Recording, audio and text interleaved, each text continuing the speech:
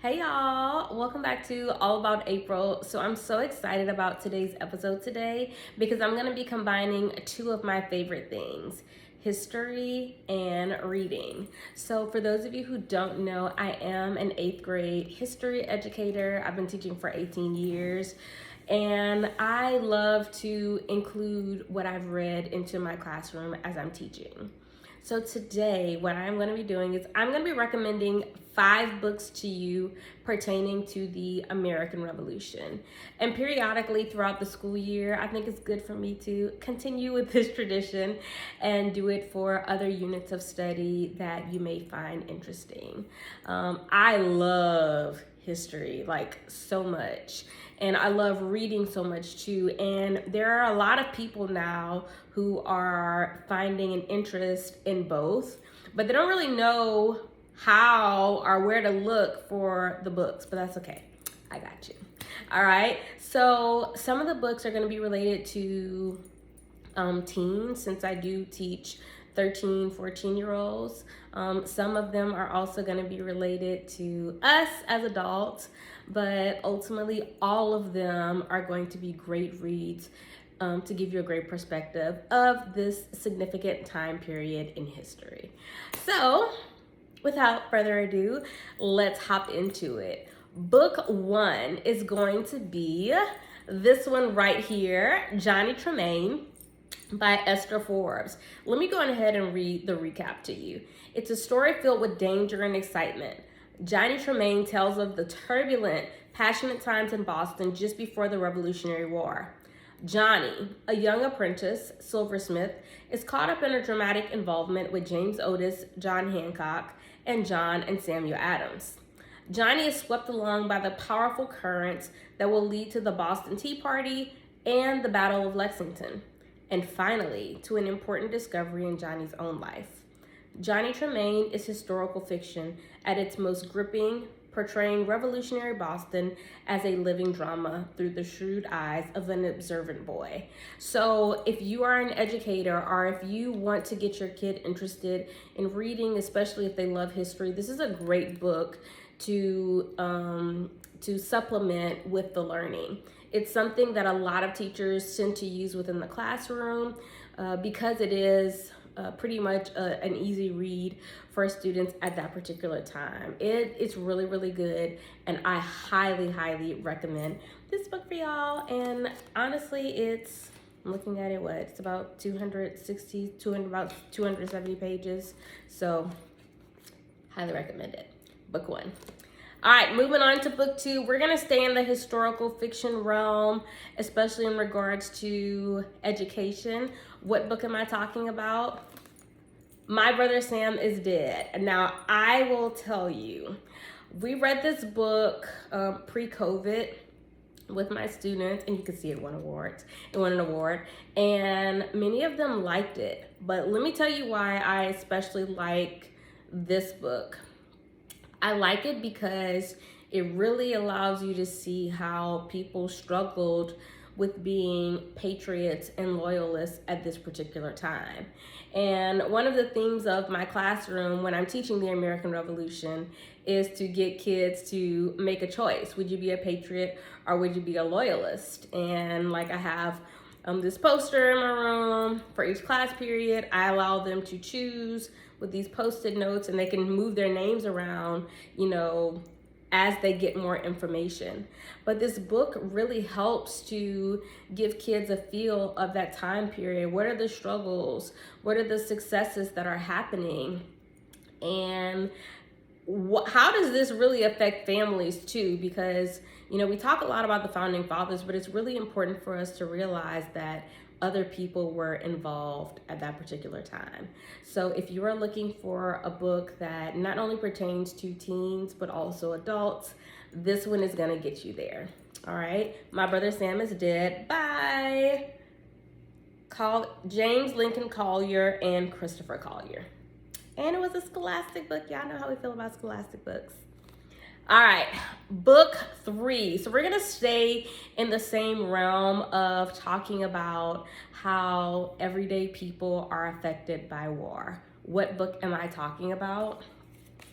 American Insurgents American Patriots by T.H. Breen. And if you know anything about history, T.H. Breen is definitely a highly respected historian. I was recommended this book in grad school by my professor, my favorite professor of all time, my GOAT, Dr. Paul Travis at Texas Women's University. And let me tell y'all, I had never considered what this would mean. And what do I mean by this? So as I mentioned with My Brother Sam is Dead, we tend to talk a lot about the founding fathers, Samuel Adams, Sons of Liberty, John Adams, Ben Franklin, and so many other patriots, Paul Revere, Wentworth Cheswell. But we forget about the lower class and the middle class people. This book reminds us that they are the ones who are highly affected by the taxes, and they are the ones who are rebelling and asking for change to occur, asking for, no taxation without representation, because they feel as if their needs aren't being heard. And it really centers the focus around what it looks like for people's needs and desires to be unheard, to where, yes, the founding fathers do become involved, but they become involved because they want to organize this rebellion in a way to satisfy what is happening within the colonies.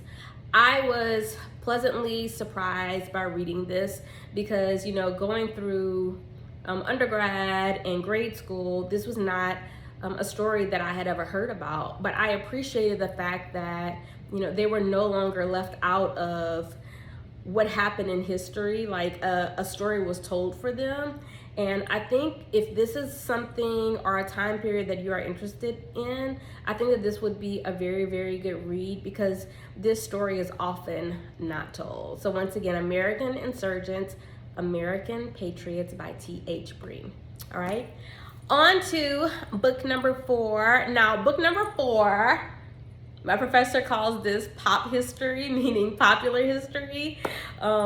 Great book. It also has won awards, but I will say that it's definitely something that should be on everyone's bookshelf. So what book am I talking about? David McCulloch's 1776. Now, y'all know, listen, American Insurgents may be a little bit more on the academic side of writing, but this book right here, when I say pop history, I mean like it's an easier read. Like you can really go through it, relate, despite it being history, and get a feel for exactly what happened. And that's what David McCulloch is really, really great at doing, which is why, he's won some awards.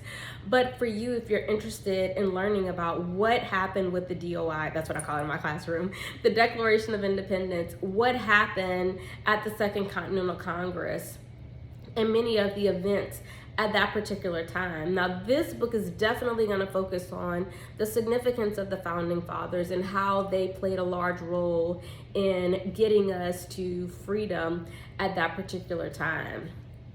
I highly, highly recommend this book. So many people I know have read it. They love it. They love David McCulloch's writing, and I think that you would too. So, and this also pairs well with John Adams's book. I'm gonna be talking more about that one later. It also pairs well with that book. So if you've read that one, then this one is a surefire for you too. All right, on to the last book, y'all. What book am I talking about? If you've been following me on TikTok or Instagram, then this book is gonna come as no surprise to you. I am talking about Someone Knows My Name by Lawrence Hill. Now, I have also mentioned that Someone Knows My Name, it was made into a mini-series on BET some years ago, and it was called The Book of Negroes. And if I'm not mistaken, that is what this book is called. I think in Canada, it's actually called The Book of Negroes.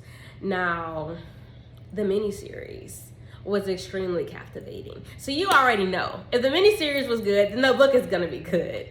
Why do I love this book so much? Why am I always talking about it? Why am I always recommending it? Because the Book of Negroes, Someone Knows My Name, what it does is it also shows us, very similar to My Brother Sam Is Dead, how some people struggle with trying to decide what side of the war they're going to fight on. Are they going to be a loyalist? Are they going to be a patriot?